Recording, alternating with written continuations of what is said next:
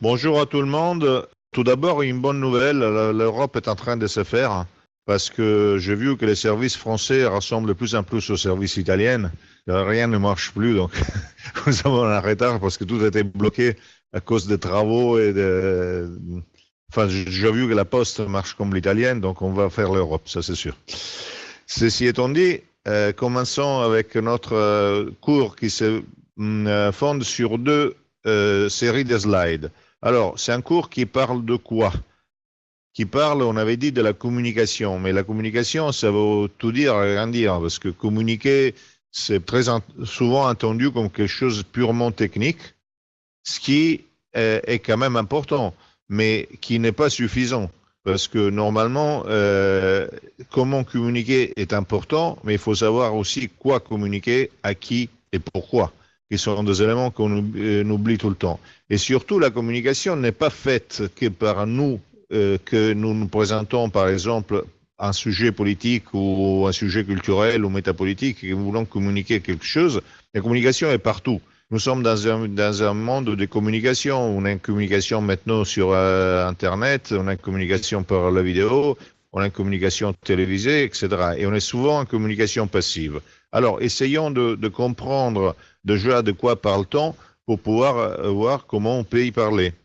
On commence par quelque chose que j'ai repris par un livre de récentes publications en Espagne, vraiment très bien fait par des amis, l'un d'entre eux au moins sur, je ne sais pas si l'autre le sera, l'un est Erlan Skené, il s'appelle Manuel Quesada, l'autre s'appelle Ramon Irles, et le livre s'appelle Programmation mentale, el arma oculta de las élites, c'est-à-dire la programmation mentale comme arme occulte des élites. Mais ne craignez rien, ce n'est pas ce que vous allez penser, il n'y a pas un discours de fou furieux derrière, tout au contraire. Alors, depuis les années 70, la PNL, programmation neurolinguistique, a été imposée. Elle est la modernisation des techniques qui existent depuis l'Antiquité. Ça, c'est important.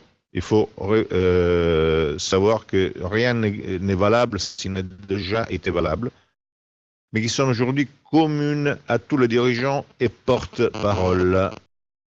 Des expérimentations de contrôle mental jusqu'à l'incitation à des actions autodestructrices furent faites, par exemple, par la CIA dans le programme MK Ultra depuis l'après-guerre sur de nombreux cobayes, dont des enfants. La même chose a été faite par les gurus soviétiques. Donc les deux ont toujours travaillé, je ne dis pas nécessairement main à la main, mais très souvent en parallèle. Le but est de conditionner l'esprit et de produire des réflexes conditionnés dans la direction choisie. La technique commence par l'acquisition de votre confiance. Ça, c'est très important. C'est où, par exemple, les Américains sont beaucoup plus efficaces que les Russes, qui part du dialogue et de l'attention pour vos goûts, vos problèmes, etc. S'ensuit l'impression que vous pourrez satisfaire tous vos désirs. Images et musique de fond y contribuant. Donc c'est quelque chose qui arrive dans la publicité, mais pas que dans la publicité, ça arrive un peu partout. Après, une peur intervient alors, une menace s'interposant entre votre bonheur et vous. Ils vous font ensuite croire que seul compte le fait que votre bonheur ne se réalisera pas. Vous vous en remettez donc à eux, même s'ils n'ont pas satisfait vos attentes. Alors, on vous a promis quelque chose de très intéressant, ce n'est pas une vacance fantastique, il n'y aura pas lieu. Et vous avez peur que cette vacance qui a été promise n'aura pas lieu, et donc vous vous confiez aux gens qui feront des mesures d'essayer de réduire les difficultés sur cette vacance qui n'aura pas lieu, et qui n'aura toujours pas lieu du reste. Et la peur est aussi celle de l'excommunication avec des termes diabolisants, sexistes, machos, xénophobes, racistes, fascistes, etc. Vous ne pouvez penser quelque chose qui puisse vous valoir l'excommunication et le racisme. Ça, c'est important. Je pense une chose, mais je ne peux pas le dire, parce que si je dis ce que je pense, je risque d'être mis au marge. Donc, je la tiens pour moi. Ou à la limite, je ne suis pas raciste, mais, pour exagérer déjà pour avoir un discours déjà très exagéré. La novlangue dont parlait Orwell en 1984 a ici été créée. Notons que le politiquement correct est une expression inventée par le comité central du Parti communiste soviétique en 1919 pour justifier les massacres des Cosaques du Don. pour voir comment, en revenant au précédent cours, comment le communisme et le capitalisme sont la même chose. Et on disait que s'équivalent, mais aujourd'hui on peut dire que ce sont la même chose, sont fondus. Changement de sens. Les mots utilisés par nos langues et imposés par la technique PNL ont perdu leur sens originel, pensant à l'usage de termes comme mariage, ou bien ils ont été altérés en prenant des sens différents, tolérance, antiracisme, intégration, etc. Il en résulte que lorsque l'on parle, l'usage impropre ou inversé des mots induit des messages toujours plus faussés. On ne comprend donc pas vraiment ce que l'on dit, on en a une perception généralisée, émotive et confuse, en un mot déformé. On n'utilise plus les mots dans le sens qu'ils ont. On utilise le mot dans le sens qu'on a l'impression globale que les gens puissent de façon confuse avoir. Et puisqu'on n'utilise pas les mots, on ne les connaît pas, on n'a plus la symbole, on n'a plus l'étymologie, on n'a plus la racine, on ne parle pas. On fait pratiquement du bruit et on fait vaguement de théories, souvent simplement des opinions et très souvent c'est pas les nôtres. Je dis les nôtres, je ne dis pas les nôtres en sens purement politique, mais je veux dire les nôtres, celles de chacun. On peut s'adresser à des cercles restreints de bon niveau culturel en utilisant le terme dans leur sens précis, choix littéraire. Donc, si je veux utiliser des mots dans les bons sens du terme, ceux qui sont initiés à niveau linguistique et, disons, idéologique savent ce que je suis en train de dire. Mais n'importe qui d'autre entend autre chose.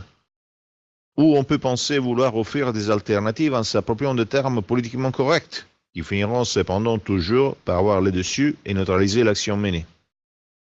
Un exemple de stupidité absolue, l'utilisation du fascisme islamique. Et c'est le sens, on pense d'aller dans le sens de la culture linguistique des autres, mais en revanche, ce qu'on passe, ce n'est pas de diaboliser l'islam. Quand on parle de fascisme islamique, non seulement dit une connerie pas possible, mais l'image qu'il donne, c'est que les djihadistes, c'est pratiquement des fascistes. C'est même un discours inverse parce que ça rend plaisir à la marginalisation idéologique et au fait que tout dépend d'une petite minorité qui est pratiquement la même que le fasciste. À qui parler? Faut-il donc s'adresser à un petit nombre et s'en satisfaire ou parler au plus grand nombre, être confusément emporté par les valeurs dominantes? La solution est sans doute de savoir distinguer le niveau, donc les cibles et par conséquent les techniques. Nous le verrons par la suite. Je veux dire, on peut vraiment parler à deux publics différents ou à différents niveaux. En tous sens, dans tous les cas, la communication doit être non seulement conceptuelle, mais aussi visuelle et auditive, pour pénétrer tous les sens. Quand elle est directe, elle doit être en outre gestuelle, ce que je ne vais pas, et correspondre à ce que l'on entend véhiculer efficacement. Il ne faut pas oublier que les programmations neurolinguistiques, et donc la langue et les politiquement correctes, nous sont imposées de la naissance à la mort, dans tous les domaines de l'instruction, de l'information et de l'existence, et en particulier dans les relations amoureuses. Cela signifie que les interlocuteurs seront munis d'épaisses cuirasses contre l'épée de la vérité de féerique et traditionnelle mémoire. Et pas seulement. Même nous qui nous pensons dans une certaine mesure déconditionnés, sommes imprégnés de préjugés et de complexes neutralisants. Aussi, si nous n'opérons pas d'abord et surtout à nous-mêmes, nous ne conclurons pas grand-chose. La puce dans le cerveau. La programmation va beaucoup plus loin. Outre l'effet Lone Wolves, nous en sommes à l'introduction de la néochimie et de la néoscience. Depuis 2011, aux États-Unis, les DARPA a lancé un programme qui envisage l'introduction d'une puce dans le but de prévenir les maladies et calmer l'anxiété. Une puce implantée dans le cerveau. Lobotomie. Maintenant, avons pris acte de tout cela, avant de passer au point positif, nous devons être conscients d'au moins trois choses. La première est que les pouvoirs et les systèmes ne sont pas en crise. La société et les enveloppes politiques le sont. Si on n'est pas conscient, on se fait entraîner dans un tourbillon d'excitation qui à la fin nous amènera à notre perte. La deuxième est que si nous voulons vraiment dire autre chose et proposer autre chose, nous devons être vigilants sur le langage que nous utilisons. pour que les messages que nous entendons transmettre n'arrivent pas déformés. Et parce que nous devons d'abord libérer notre esprit des conditionnements de la nouvelle langue, du politiquement correct et des alternatives caricaturales. La troisième est que les techniques PNL peuvent très bien être utilisées en les renversant dans une action consciente de révolution contre-subversive. Voilà, ça c'est le départ. Je pense qu'il fallait absolument commencer par là. Parce que si nous n'avons pas l'idée déjà dans la situation dans laquelle on vit, c'est pas la peine de discuter comment faire de la technique. Parce que normalement, quand on parle de faire de la technique politique, on pense pour gagner de voix ou pour gagner de gens. Mais le problème, c'est que si on ne sait pas, on n'est pas en train de faire en même temps une révolution contre-subversive, on gagne rien. C'est-à-dire, on peut jouer sur des malentendus qui nous favorisent une minute, mais qui ne mènent nulle part. Alors, ça, c'est important pour passer à la deuxième partie, qui c'est communiquer en tant que sujet.